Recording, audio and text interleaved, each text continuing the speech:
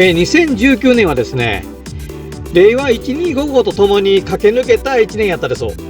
スペインはビトリアでのレース、それから東京よみうりランドで開催されたレッドブルボックスカートレース、すべてのきっかけはスペインから来られたイバンさんでした。世界50カ国の国と地域から竹の専門家が集まって竹活用について話し合う世界竹会議というものがあるからです。実は自分は2018年に開催されたメキシコ大会で基調講演者として招待されていました。そこでせっかく遠くメキシコまで行くがやったら、日本唯一のトラタケ電気自動車竹トラッカーを見てほしくて、輸送費をですね、なんとクラウドファンディングで募って運び込んでたんです。そして講演会場にも竹トラッカーで入場させてもらいました。メキシコはハラパの街を竹トラッカーで疾走する自分を見て、イバンさんは1年後にスペインで開催されるボックスカートレースというのがあるんやけど、トラタケの車で参加しないかというふうに誘ってくれたからです。しかしですね、ボックスカートと聞いてもね、全く知りません。もちろんそうですよね。で、日本では馴染みがあまりないのですが、欧米では小さな子供からお年寄りまでが参加して楽しむ、エンジンのない車輪だけの車で走る坂道レースのことだったんです。元 F1 レーシングカーのデザイナーだったイバンさんは、仲間と一緒にですね、竹製車体を製作してレースに参加してと言います。で、さすが本職だけあってデザインから細部の設計まで本当にね、素晴らしい車を使っておられるようでした。2019年はちょうど竹虎は創業125周年の節目となります。そこで一つの大きな記念イベントとして取り組みたいなというふうに考えていたんです。そこで、今年の2月、実際見ないと分かりませんので、レースの開催されるスペインはビトリアまで行くことにしました。スペインバスク州の州都ビトリア・ガスティスは2010年に欧州グリーン首都にも選ばれた環境都市なんです。歴史と文化が継ぐ美しい町でした。サン・ビセンテ・マルティル教会が立つ坂の頂上からレースがスタートします。坂を下って大きく右にカーブして、今度は左カーブ、左カーブ、そしてゴールまで直線です。イバンさんの車に乗せてもらって実際のレースコースを一回走ってみることにしたんです。こ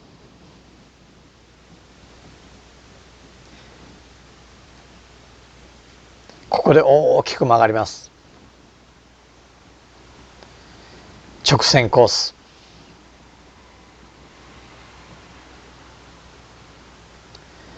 そして左へカーブしてまた左へカーブ。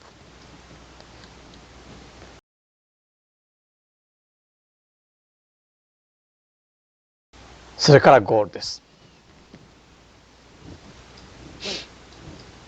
スペインの皆さんはね、本当によく食べてよく飲んでよく話します。でこの温かい人と人とのつながりですね、これがですね、まるで、日本から遠く離れたスペインではあるんですが、高知のふるさとに帰ってきたようで、これは素晴らしい自然、素晴らしい人、素晴らしい街並み、絶対にレースに参加したいなと思うようになってました。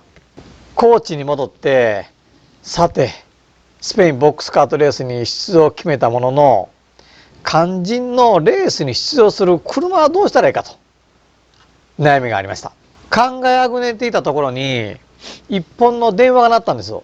それは岡山科学技術専門学校という学校の先生からの電話でした。実はですね、こちらの学校ではレッドブルボックスカートレースという東京で開催されたボックスカートレースの出場経験があったというんです。そこでですね、車体を見学させてもらうにお伺いしました。で、いろいろとお話をしているうちに、車体部分はもう処分してしまうということで、このまま譲ってもらってもいいよというようなことになったんです。これは本当に困ってましたんで、本当にラッキーなお話でした。早速お伺いして車体をいただいて竹虎工場まで持って帰ってきたんです。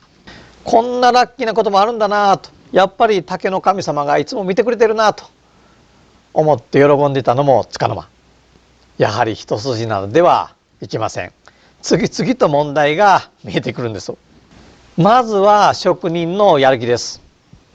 前回のですね竹トラッカーの時もそうだったんですが、社長がまだわけのわからんこと始めたよと、みんなの冷たい視線です。頭を抱える職人を尻目にもう一つ大きな問題があって、それが実は練習場だったんです。ビトリアで見たようなあんな坂道、実際に走れるようなところあるんだろうかと考えました。そしたらひらめいたんです。一つだけ、一箇所だけ坂道にそっくりなとこがある。それが実は虎竹の里のずっと奥の方にある、ほとんど車の通らない曲がりくねった細い山道でした。ここなら坂道にそっくりだと、練習できるよと。練習場はここで決まりです。この上から降りてきた右カーブ、まるでビトリアのカーブそのものでした。若葉も芽吹く頃、小鳥たちが遊ぶ中、一度試し乗りをしようと思ってスタートしたんです。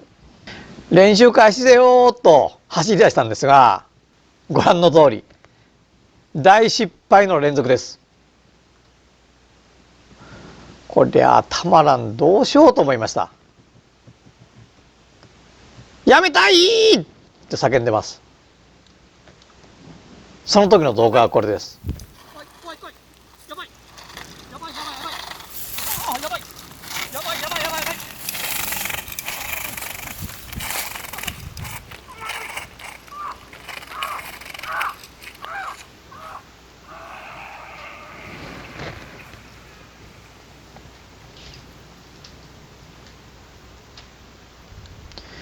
何度も何度も転んで龍馬ブーツも擦り切れてしまいました。後で聞いたんですが、この車体はスピード重視の車体で、ドライバーには結構高度な技が要求されるということでした。で、自分がドライバーとして運転するやったらもっと簡単に操作できるように改造しなければならなかったんです。で、どこに相談に行けばいいかわからなかったんですが、とにかく近くの自転車屋さんだとか自動車屋さんを片っ端から当たろうと思ってまず飛び込んだのが須崎市内にある三和モータースさんでした。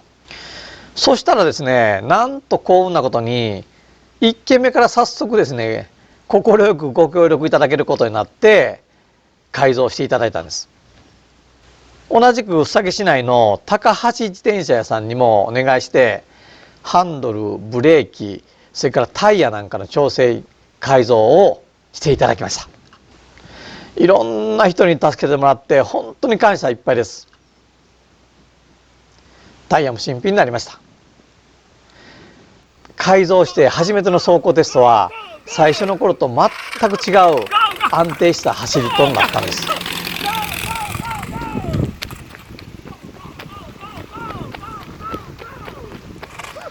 カーブも見事にスピードを出して曲がっていきます。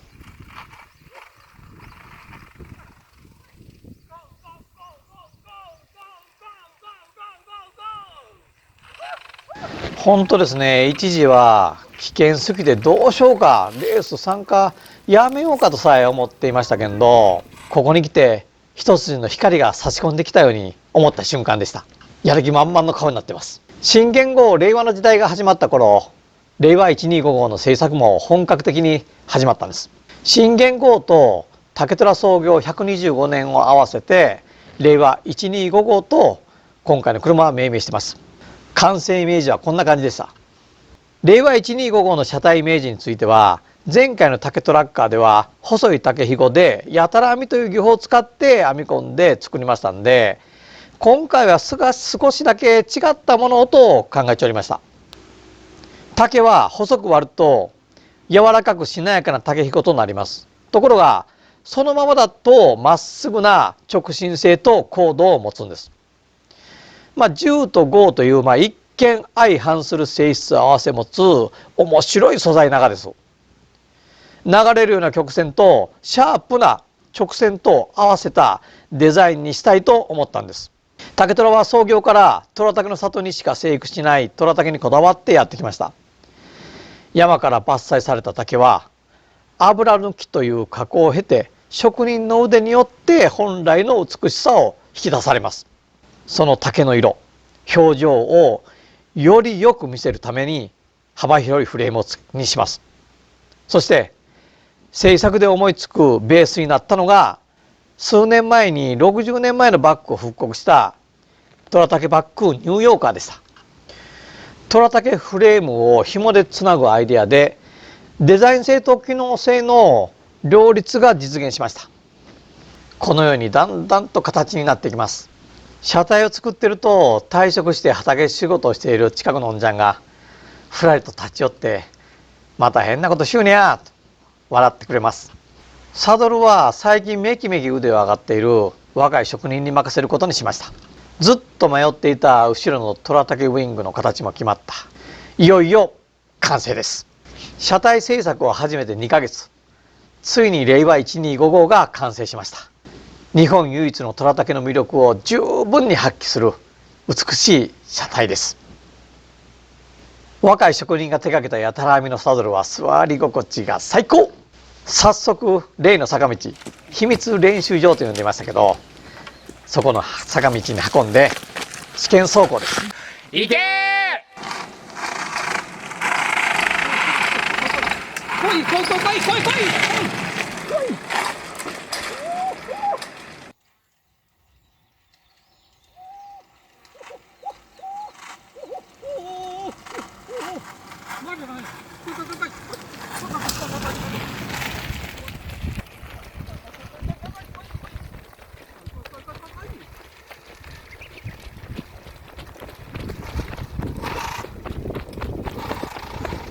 フレームだけでテスト走行も何回かしてましたけど、その時とは全く違う虎竹と一緒に一体となって走っているというような感覚が本当嬉しかったです。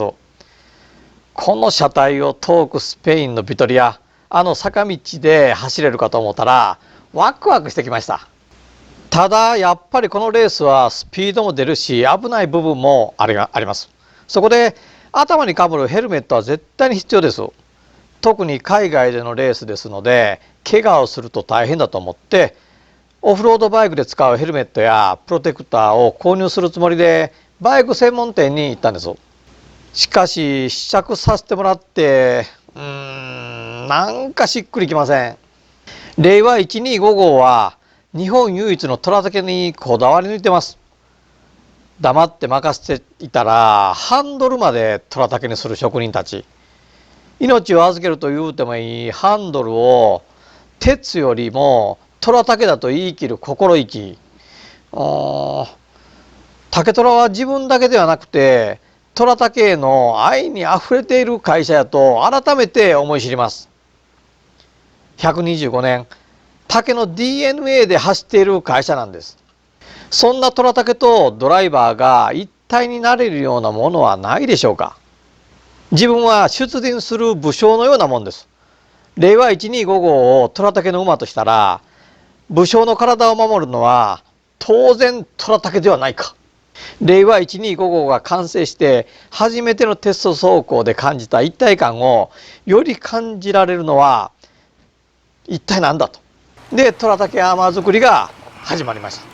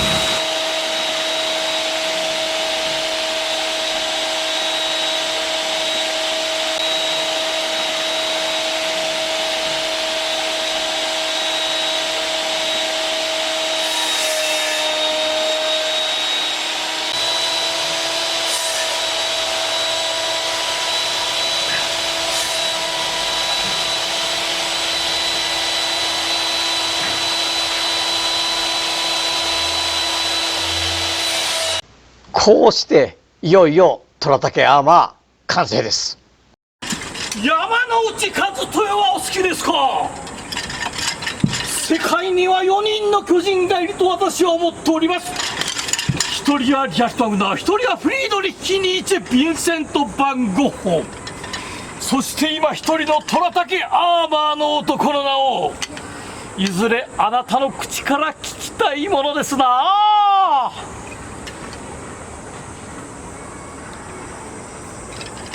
100年守ってきた虎竹に今度は初めて守ってもらいますけど、世界中どこを探してもこれだけ安心できる防具は他にはないのです。スペインは確かに遠い国ですが、虎竹の里はいつも自分と一緒にあります。いよいよ輸送の時が近づいてきます。タイヤは多くの練習でこんなにもすり減ってしまいました。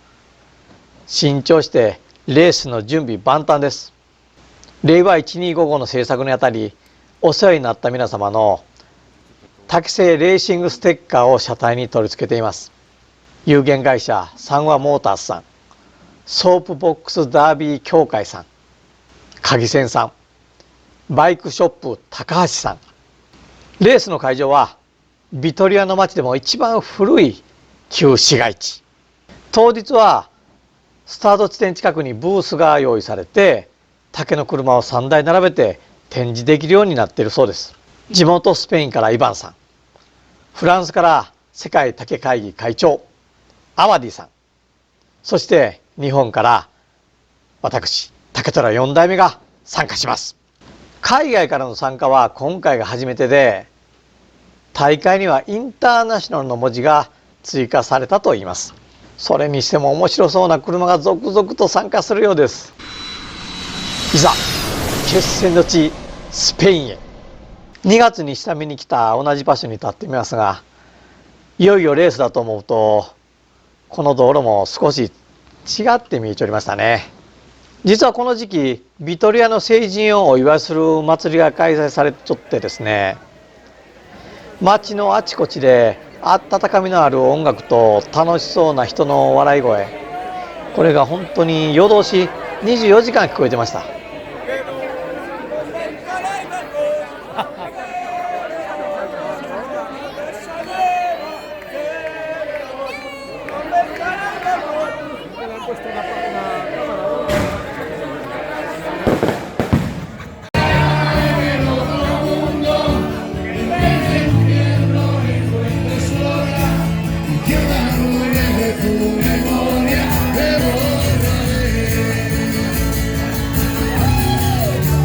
本当に大きな人たちです。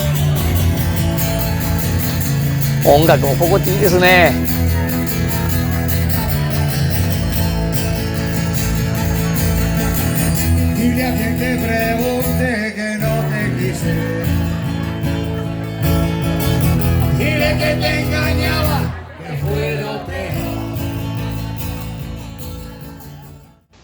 スペイン・ビトリアでイヴァンさんやアバディさん、いろんな人たちに再会します。そしてスタートの朝が来ます。スタート前のやる気に満ちたバンプーテントです。イヴァンさんの持つ看板には世界竹会議メキシコ公演の時の自分が書いた笑うという筆文字、笑うイコール竹プラス2人、まさに竹が笑顔を作るんです。虎竹アーマーの準備もバッチリです。令和1255を乗せたバンも到着しました。長旅でも傷んだところはないようで安心です。保管もしっかりしていただいたようです。少しだけ空気圧が減ってました。車体には一応日本から来たことが分かるように小さな日の丸を貼り付けます。小型カメラも準備 OK。 レースコースの下にはすでにたくさんのお客様が来場されてます。さていよいよ虎竹アーマー装着です。レースコースの下見をバッチリ。さすが会長のアバディさんはワールドバンブーの旗、ワールドバンブーの T シャツ、そして車体にもワールドバンブーです。今年虎竹の里に見学に来てくれたルックさんもわざわざベルギーからスペインまで応援に駆けつけてくれました。そろそろ出陣の時刻です。スタート地点にもたくさんのお客様。竹チームの先陣を切るのはイバンさん。元 F1 デザイナーらしく本格的にスピードの出るような車体で、フレームも全て竹で作られています。スタートしました。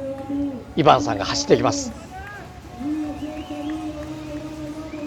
次に走るのはアバディさん。健闘を祈る握手を交わします。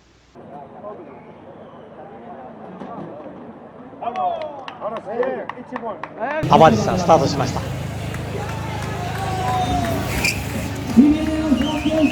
勢いよく坂を下っていきます。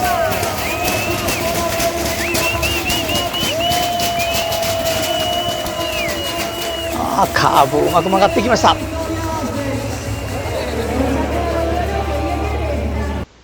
そしていよいよ自分の順番です。ラジオ体操をして乗り越えます。この時の体操を写真で撮っていた記者の方がおったんです。翌日このような感じで掲載されています。それではいざ参ります。緊張の瞬間でした。ゴー！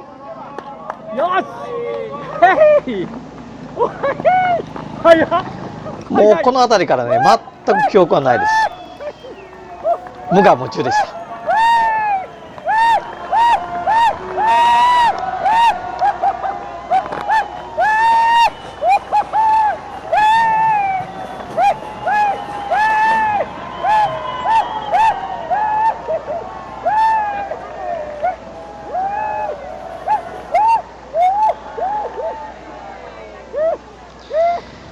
気がついたらゴールです。イバンさんとアバディさんが出迎えてくれました。ほっとしましたね、この時は。そして坂道を戻る沿道には皆さんの大歓声、本当に嬉しかったです。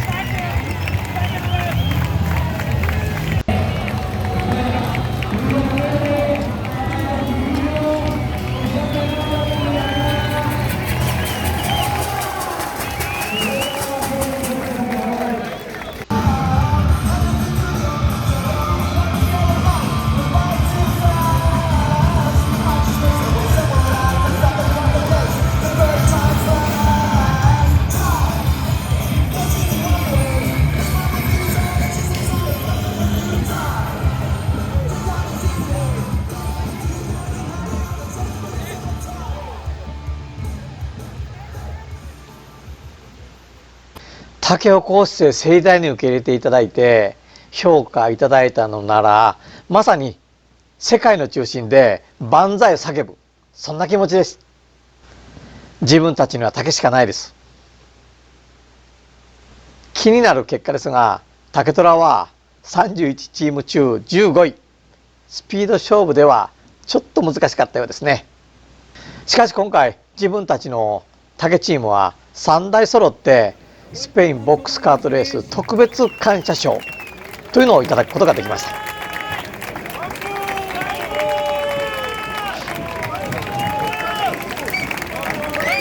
Desde los alegríos les agradecemos. Ay, ay, ay. Que le cuesta el bambú bien, el champán un poquito peor lo llevamos. Champán que no... Vamos a ver. Iván. Vamos, Iván. Bajando has estado rápido, pero para esto... Ahí está. Estos tres campeones. Fuerte aplauso para ellos. Ahora sí. Reconocimiento especial de parte de toda la cuadrilla de Blusas Inesca y los Alegríos. De verdad, gracias por venir, Iván. Te queremos entregar un obsequio, que es un detalle para que lo compartamos. 竹虎はレース参加を決めた時にすでにここに立ってたんです。スペインボックスカートレースでの令和1255虎竹アーマーは自分たちが思う以上に評判が良くて、本当にたくさんのメディアの方に取材いただきました。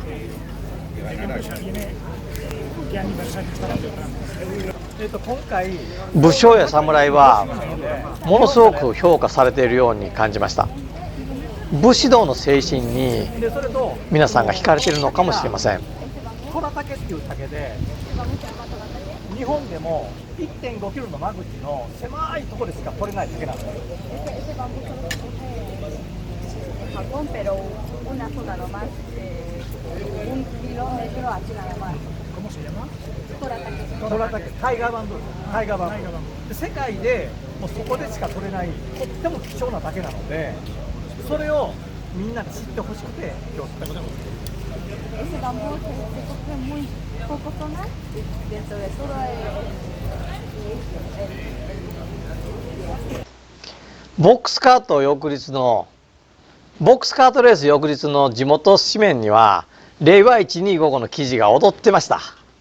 これだけ一面に大きく取り上げていただけるとは本当に思ってもいませんでした。日本の虎竹が遠く離れたスペインの地でどれだけ注目されちゃったかということを雄弁に物語っています。ででん、なんとこちらは似顔絵付き。びっくりです。新聞に載ってるといろんな方に声もかけていただきます。迎えに来てくれたタクシーの運転手さんまでレースの様子を写真に撮ってくれてました。嬉しかったですね。ここで少し参加した他のチームの車も紹介します。ボックスカートレースには参加する車はお祭りムードを高める遊び心いっぱいのものばっかりだったです。また会場では多くの交流を楽しむことができました。どこみたいな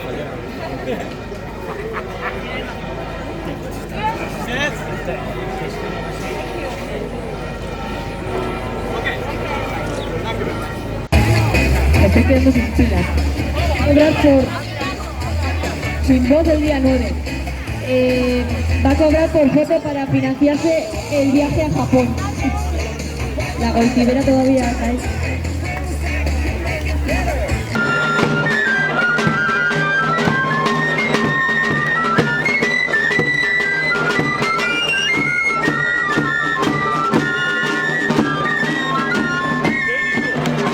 ビトリアで開催されているこのお祭りっていうのはどっかお客様が見に来るものではなくて土地の人々が自ら楽しむものだと本当に感じました。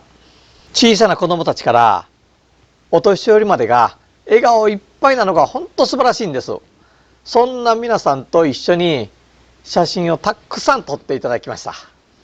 素晴らしい人、素晴らしい風土、街に感動、そしてまた虎竹を世界に広められたんじゃないかと手応えのあるレースになりました。さあ帰るぞよ、みんな待っちゃってよ。誰もおらん、誰もおらん。この格好がいけないんでしょうか。しかしご先祖様は待っていてくれました。レースの無事を竹虎初代、竹虎2代とご先祖様に感謝の報告です。さてスペインのレースの興奮は冷めませんが、実はですね次のレースがすでに待ってたんです。それが東京よみうりランドで開催されるレッドブルボックスカートレース。レッドブルといえば有名な飲料メーカーなんですが、世界的にですねさまざまなスポーツ大会を主催している企業でもあります。レースの開催日は10月の6日。おや10月6日といえばそうです、なんと竹虎の会社設立記念日。これはね運命を感じました。そして今度のレースのもう一つの重要なものはレース出走前に行う各チームのパフォーマンスなんです。虎竹の里にはたくさんの課題があって、これからの100年を考えた時に自分たちは大きく変わらないかんと思ってます。個人の小さい力では到底なし得ない明日への足がかりを見つけたいと思ったんです。行くぜよ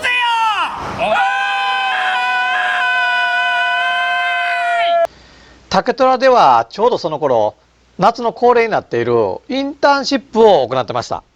そこで学生さんたちにもパフォーマンスのアイデアを考えてもらったんです。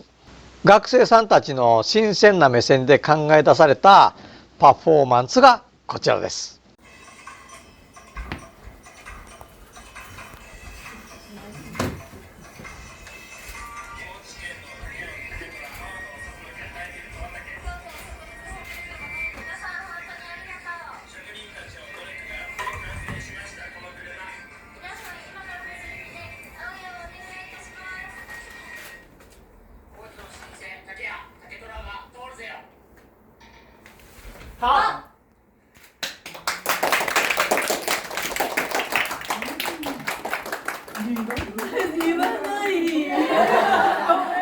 学生さんたちに大きな力をもらいました。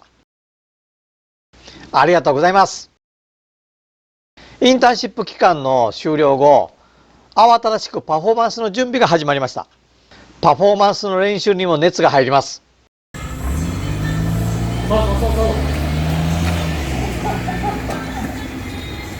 セリさん、そうですよ。いい感じ、オッケー。ここから行くからね。ありがとうが光る。すごくいいね。ほんまにね。いいです。ものすごくうまかったね。職人の表情もいいですね。バッチリです。虎竹の里が一望できる峠から挨拶をしてレッドブルの会場へと挑みます。さて、レース会場に着きました。レースコースの下見に向かいます。最初の障害物であるタイヤスラローム、難しそうですね。それからサムライゲートと呼ばれる赤い鳥居が並んでました。この路面の凸凹は地味ですがくせ者です。初めて見るシーソー、これはですね、高スピードのまま上がってしまうと危険ということで、手前でのブレーキングがあってから通過するというルールがありました。ジャンプ台もしっかりあります。結構高さもありましたね。そしてゴール目前の最終コーナーには魔のカーブというのがあって、結構ここでリタイアするチームも多かったんです。こうなっとって、でこれこう走ってきて、これはこう上がっていって、ゴーですよ。怖いの。ここの取ってこれ。かかってる。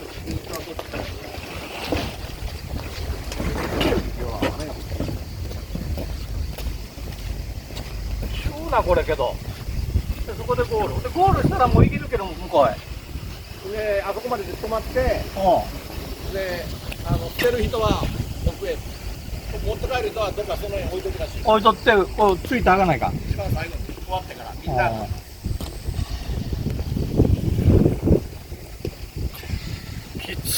きついね。コースの下見をした後はレース出走までピットで待機。走るのは59チーム中46番ということですので、かなり後の方です。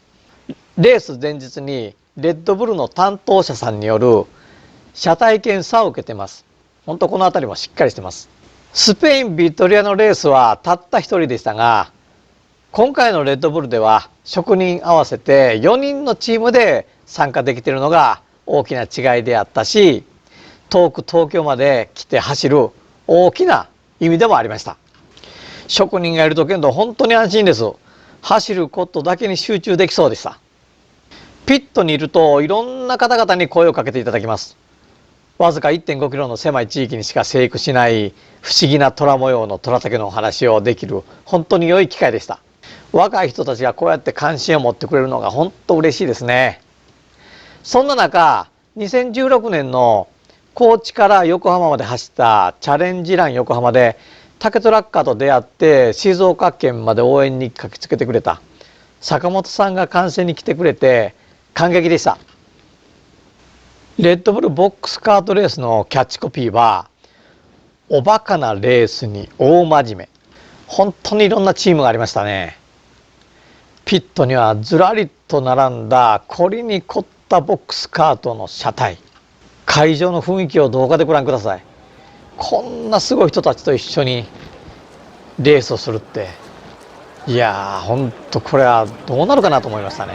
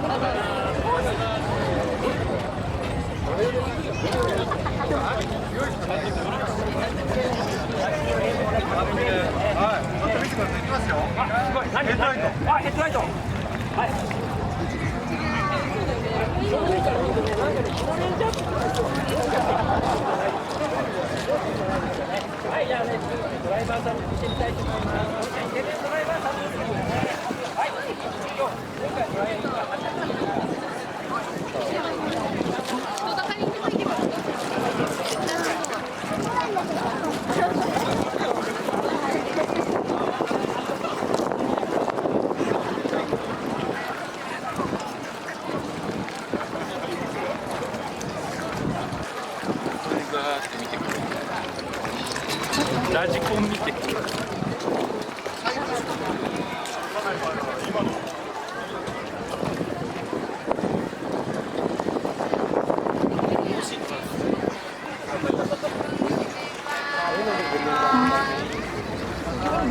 ありがとうございます。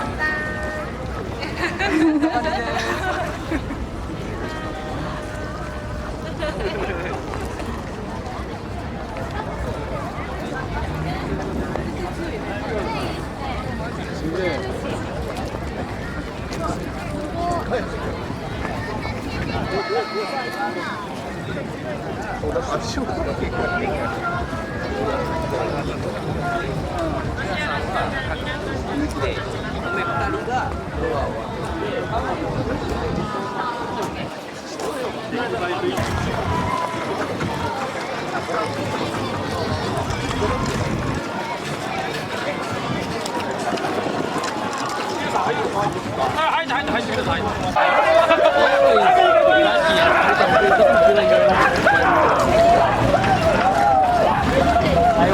とことんやるだけです。腹くくってやるだけです。失敗せんように。これだけ。ちょっと緊張してるんですけど、頑張ってやっていきます。あ、踊りはしっかりちゃんとやりたい。笑顔で。それぐらい意気込み。鎧も全部トラだけ製ですね。高知に組むだけトラムだけ。はいはいタイガーバンブー、タイガーバンブー、タイガーバンブー、イエス、サンキュー。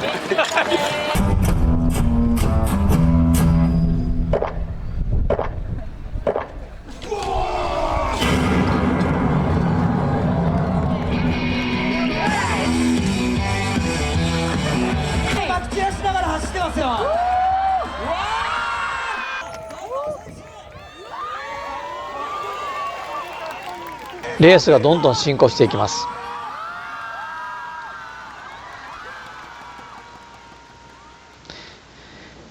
そしていよいよ自分たち竹虎の出番です。さあ続いてのチャレンジャーは竹虎の皆さんです。高知県虎地区の里でしか育成しない日本唯一の虎札家を使い創業明治27年のしっかり練習したんで自信満々でした。高知県からさあ行きましょう。よろしいですか。パフォーマンススタート。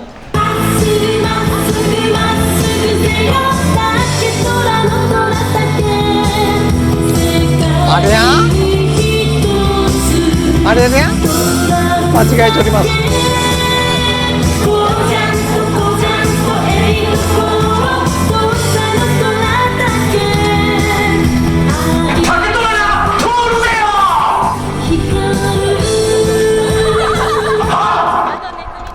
さあ高知県からでした。ますよ。レッツジャッジ。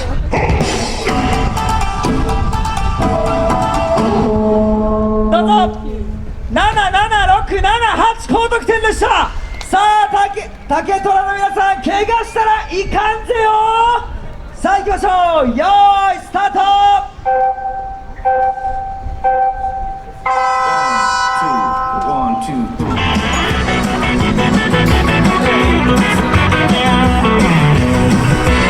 さあ竹虎、こちらも鎧を背負った。すごいなんか軽い感じするから滑りが好調じゃないですか。綺麗ですね、はい、この竹はすごい。でもディテールが美しいですね。美しい。さあこれは鎧もしっかりと絵になりますね。できてるんですね。すごいな。はい、かっこいいです。さあどうでしょう。快調な滑り。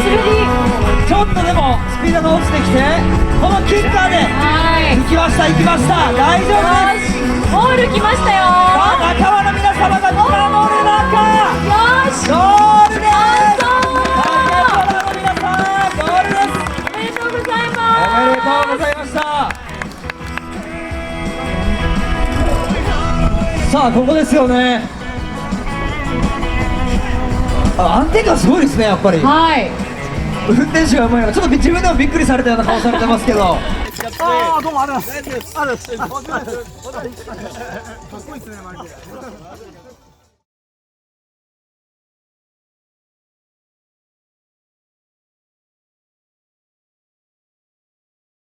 走り終えて、あとは結果発表を待つばかりです。全く未経験のステージ。田舎から出てきて、雰囲気に圧倒されっぱなしの初出場。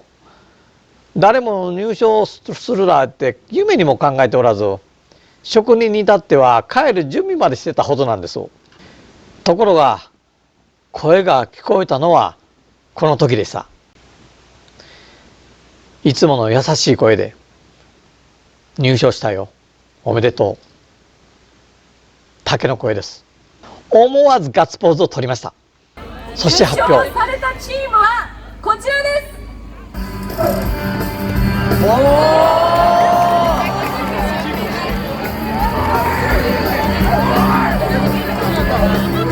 2位に輝いたのは竹虎チームの皆さんです。おめでとうございます。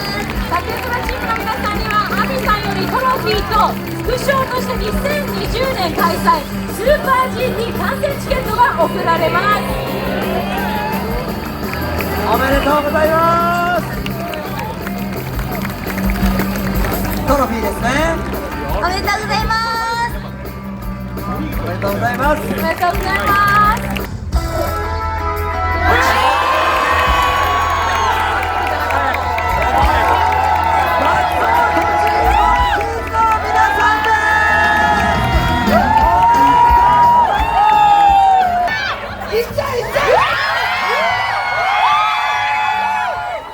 手振ってくれてるおじさんです。はい、ありがとうございます。じゃあ右手。手振ってくれてるおじさんです。結果はなんと総合第2位、準優勝です。しかし評価基準のクリエイティブ、パフォーマンス、タイム、この3つの中でパフォーマンスやタイムでは他のチームに圧倒されていたと思うんです。東京に行く何日も前から優勝の文字をホワイトボードに書いてました。ただ誰も本気にはしてないし、それなのにどうして準優勝できたのか考えると、やっぱりこれなんです。日本唯一のトラフだけの力、これだと思うんです。自分一人じゃなくて職人と一緒にやっぱりやりたかったっていうのは、本当は竹ってすごいんだよって、可能性無限大だよって、何回食っていっても分かんない、このステージに上げたかったんですよ。でやっぱそれをやっぱりその天がいつも竹の神様に助けられてるって思うんですけど、今日も助けてもらいました。口には出さんけどね、特に若い職人とかはいい経験になったんじゃないかなと思います。後日レッドブルさんからスピード違反通知と題されてゴールの時の写真が送られてきました。さすがですね、ユーモアがあっておしゃれです。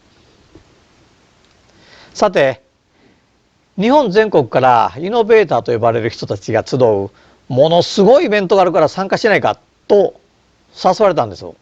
地方創生イノベーターカンファレンスインスパイア2019でした。竹虎がどうやって初代宇三郎から125年つなげてきたのか、これからの100年どうやってつなげていくのか、令和125号の取り組みを含めて今後の地域ビジョンをお話しさせていただきました。ブース展示があるのが良かったですね。実際に虎竹を見てもらったり触ってもらったり、竹川草履や青竹踏を使ってみてもらったり、竹炭豆の試食まで社員が用意してくれて本当に大好評でした。竹虎4代目の15分間のプレゼン、ぜひご覧ください。続いての登壇者の方お呼びしましょう。こちらです。高知から今日来てくださいました。ぜひこのパワフルな花火の皆さんをよろしくお願いします。よろしくお願いします。皆さんこんにちは。竹虎4代目と言います。先ほどのナンパの話、よかったですね。田舎から出てきましたんで、渋谷がそんな街とは知りませんでした。まあですね、今日はですね、虎竹の里まほろば計画100年後につなぐというふうに書いておりますけれど、今日は自分たちが125年続いてきた竹文化、今何をしようのか、でそれとこれからもそしたら100年お前らどうするがぜよという話をねちょっとさせていただきたいと思っております。まずね、竹虎という会社なんですが、四国の、これ四国ですけど、高知県から来ました。大体東京の方に高知から来たって言ってもね、なかなかわからん、四国のどこですかって言われるんで、よくこうやって持ってくるんですけど、ちょうど高知市がここで、この辺りが清流で有名な四万十川なんですが、ちょっと四万十川の方向にね、1時間ぐらい車で走ったところなんですけれど、この里に虎譜岳っていう不思議な滝があるわけですよ。で、普通皆さんがね、竹って言ったら白かったり青かったりするんじゃないかと思うんですけれども、この虎譜岳という竹はこの竹の表面に虎柄模様の美しい柄が出る竹なんですよ。でこれは土佐藩政時代には山之助の年貢の代わりにも使われよったという、由緒正しい竹長いんだけど、これ虎竹の里です。でこの山と山の間はたったの 1.5 キロしかないからですよ。 1.5 キロしかない。でこの虎竹がこの山の際から頂上まではあるけど、頂上を越したら一本もなくなるっていうね、本当に不思議な竹なんですよ。で京都大学の先生が2回ほど調べに来て、どうしてこの里にしかこの滝ができんのかを調べてくれました。土中の特殊な細菌がおるというようなことだったんですけど、僕たちのやっぱ経験からはそれだけじゃない、潮風であったり日当たりであったり、それから気温ですね、気温であったり、いろんな条件が複合的に絡み合って、さっきの美しい虎柄模様ができてるんじゃないかというふうに思ってます。ちょっと行き過ぎましたね。ほんでですね、けどさっきから竹って言うけど、皆さんが竹って言っても、竹猿とかね、竹かごとか、あんまりその馴染みがないんじゃないかと思います。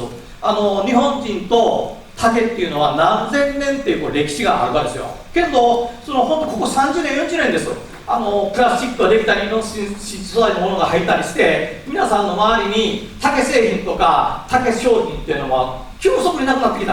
で僕はその辺りに危機感を持っちゃって、で特に若い方が竹を触ったこともない、竹林に入ったこともないっていうので、さっき見てもらったこのインターンシップですよ。インターンシップっていうのをね、2000年から取り組んでおります。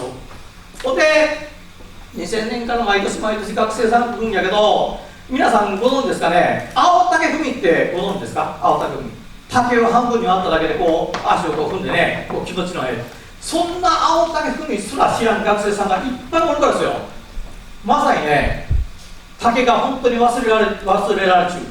本当今まで僕らの本当身近にあっていい食事を全てに竹って関わっとったはずなのに、ここ30年40年という本当短いスパンの間に日本人の生活からどんどんなくなってくる。ここにすごい僕らは危機感を持っちゅうがですよ。ほんで作ったのがこれです。これね、竹トラとトラッカーと合わせて竹トラッカー、これお客様から応募して決めた名前なんだけど、竹って知っておりますか？タケノコから生えてよ、20メートルぐーっと育つまでにどれっぱかかるか知ってます？前の女性の赤い、知らない。どれっぱの時間で20メートルに育つか。たったの3ヶ月ですよ、3ヶ月。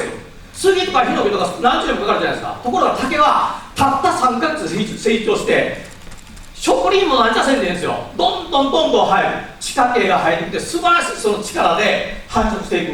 そういった素晴らしい環境に優しい植物やき、土台である車も三岡自動車さんのライフ T3 っていうね、電気自動車で作ったんですよ。で、見てもらったら分かるように、さっき言ってしまいましたね。ボタン押しましたです。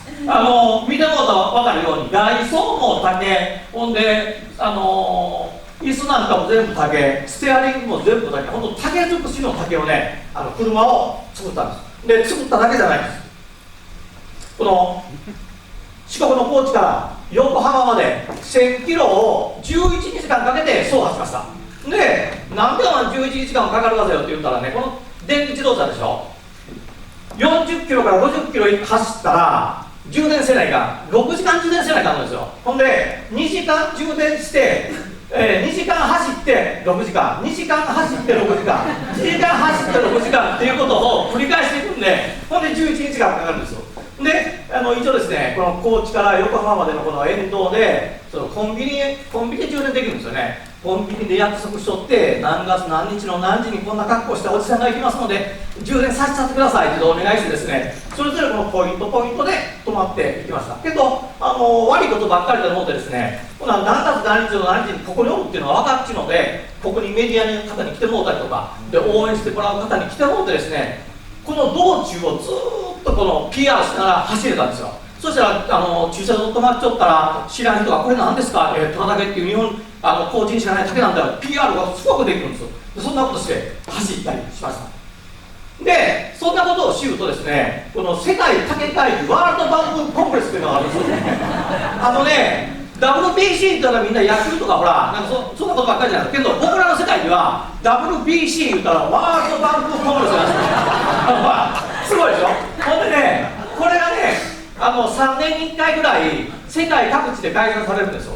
で竹って言ったら日本とか中国とかってイメージがあるんだけど、実は赤道直下の国にあったらどこでもある南方系の植物やね。ほんでアフリカにもあれば南米にもあるんですよ。世界一広い竹林がアマゾン流域にあると言われるで、ここで実はその去年メキシコで大会があって、ここで基調講演に日本人でただ一人ですよ呼んでいただいてたんですよ。でこれせっかくですねメキシコまで行って講演させてもらう、呼んでもらうんやったらこの車を持っていこうと思って車を持ってきました。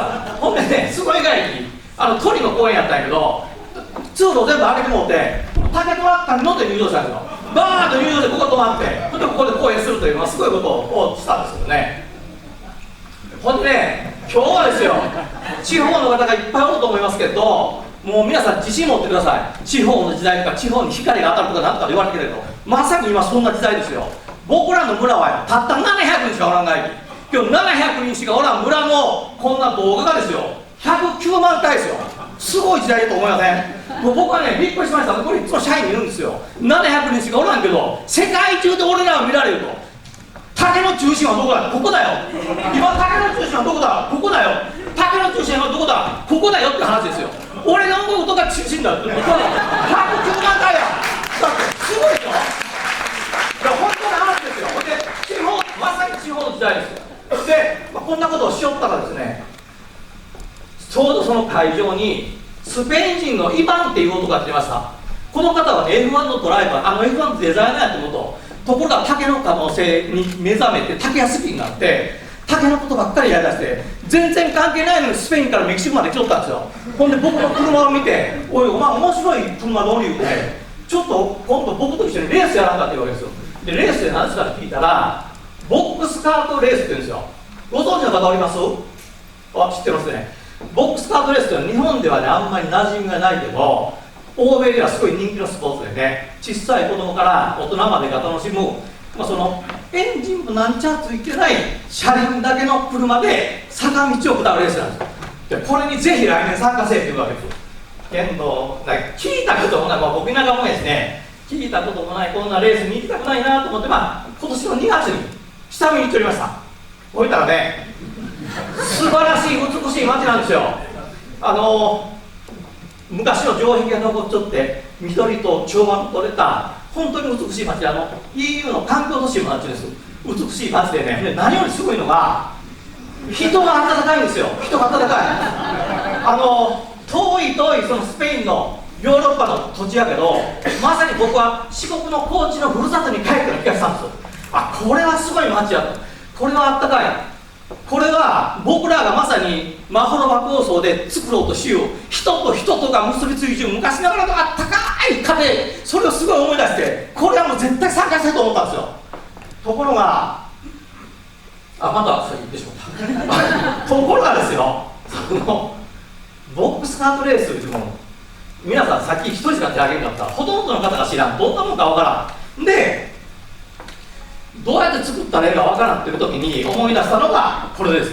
トラタケバッグニューヨーカーっていうんやけど、さっきの竹トラッカーは細かい網で作っとったけど、これはね太いフレームを基本でつないだ構造なんですよ。で実はこのバッグはね、欧米の方が持ってくれてるけど、2016、17、18年と3年ニューヨークとパリで個展してすごい人気あったんですよ。でこれを利用しようと思って作ったのがこれ。今年竹トラはね創業125年なんですよ。で125年創業と今年元号が令和に変わりましたと。で令和125号という車を作って、ほんだよ、せっかくトラだけの車を作ってやるがやき僕は乗るがやけど、僕も竹に全部包まれたいと思ったんですよ。車に乗って車に全部包まれる。ほんでやったのがこれです。これですよ。竹のヘルメットで竹のボディで全部竹でやった。ほんでこれでねスペインにレース行ったんですよ。でこれ分かると皆さん、これもう日本では皆さんは竹とか知らんし見たこともないんやけど、もう欧米の方ではもうこんなんですよ。もう喜んでちょっとこの時の様子をちょっと動画で。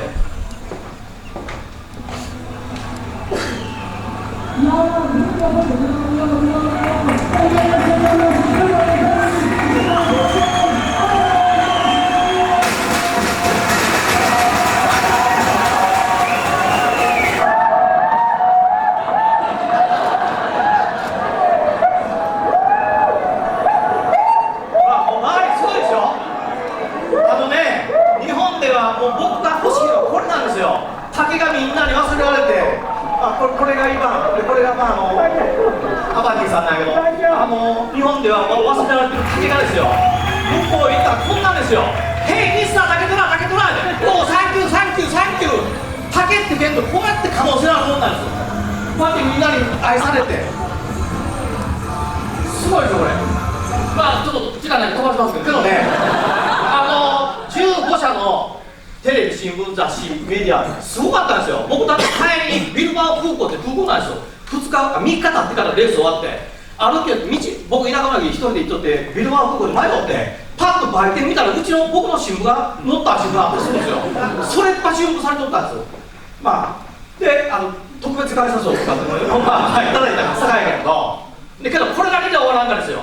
ついこの間の10月6日、これたまたまこれはね竹虎の会社設立記念日だった。でそこの東京に読売ランドってありますろ。あそこでこのレッドブルさんが開催したレースがあったんですよ。でそこも参加させてもらいました。10月6日やったから自分らのなんか縁があると思って、そしたら、これ僕らやけどもう出てるチームがすごいんですよ。全国から59チームで取ったんです。世界110カ国でレッドブルさんやってるんだけど、日本でやるのは4回目なんですよ。ですごいチームがあって、これはいかん、どうしてもかなわんなと思ったところの後、これ分かりますかね、発表の前にふーっと降りてきたんですよ。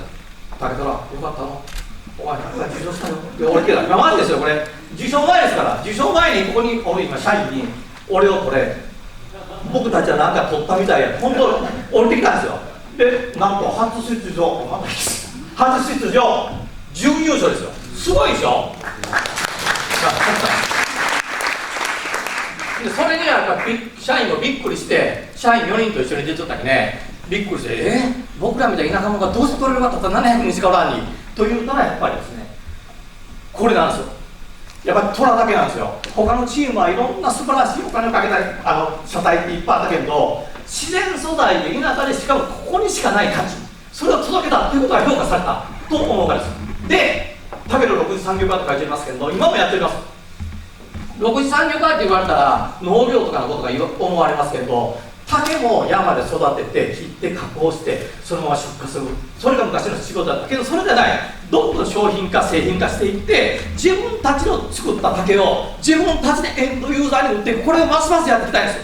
もっとしたで自然豊かなのどかな里、こんなね竹ねぎっていう虎竹でやるお祭りが残っちゃったり、風光明媚な景色があったり、本当虎竹の里って素晴らしいので、ここにしかない竹をもっともっと商品開発して自分たちの価値をみんなそれぞれあなたに届けていきたいんですよ。もうそんな町にしたい、そんな村にしたいんですよ。たった700しかおらんけど、これだけの僕らが生き残っていくただ一つの道やね。で、虎竹のマホロバ構想というのは、虎竹を100年後に続く砂糖作りです。最後になりましたけどね、竹冠のつく漢字って日本に何個あるか知っておりますか？日本人と竹が昔からずっと長く付き合ってきたっていう証なんです。なんとね、144もあるので、その中で僕が一番大好きな漢字を紹介します。これです。竹冠に2ですよ。あなたと私、人、何ですか？竹はあなたと私、竹はあなたと私で笑顔をつなげる、笑顔を作れるっていう素晴らしい素材だと思うんです。僕たちはね、自分たちにしかないこの虎竹を使って活用して日本中の世界中の笑顔を作る会社になりたい。それが僕らが地方で残っていくそのただ一つの道だと思ってます。ということで、つたない話ですが、竹虎の話を終わりたいと思っております。どうもご清聴ありがとうございました。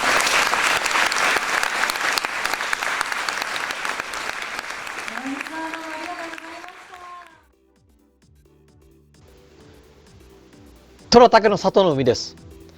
竹虎の歴史はこの浜に初代宇三郎が降り立った時から始まったんです。今年令和125号の取り組みはおかげさまで高く評価されて、第7回グッドライフアワード実行委員特別賞環境地域ブランディング賞をいただきました。日本唯一の虎竹と職人の技を認めていただいた結果です。そこで今年の忘年会ではグッドライフアワードの賞状を職人に手渡しさせてもらいました。虎竹の里は海あり山あり、自然豊かで人の笑顔があふれる素晴らしいところです。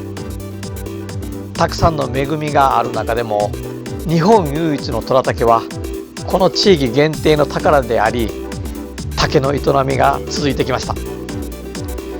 この竹文化をみんなで未来につなげていきたいんです。竹は節があるから強い。どんな風にも負けません。2019年は竹虎にとっては創業125周年の大きな節目となりました。2020年も時代の大きく、そして大事な節目となるのではないかと思っています。今までの100年を、これからの100年に向かって竹虎の新しい幕開けです。